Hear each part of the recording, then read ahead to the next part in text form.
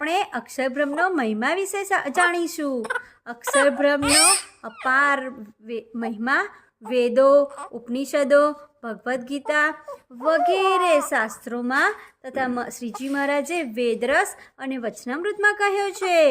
10 ઇન્દ્રિયો, પંચભૂત અને મન આ 16 વિકારથી યુક્ત અને ઉત્તરોત્તર 10 ગણા પૃથ્વી આદિ અષ્ટાવરણોથી યુક્ત 50 કોટી યોજન વિસ્તારવાળું બ્રહ્માંડ પણ જેની પાસે પરમાણુ તુલ્ય જણાય છે।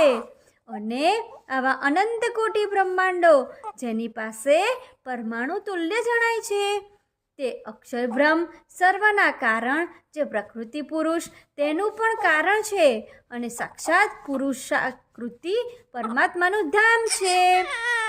અક્ષર સર્વના દ્રષ્ટા છે, સર્વના સાક્ષી છે, માટે એ સર્વેનું બ્રહ્મને જાણપણું છે ને સર્વેનું ઈશ્વરપણું છે ને સર્વેનું નિયંતાપણું છે ને કર્તાપણું છે ને એ બ્રહ્મ કુટસ્થ છે।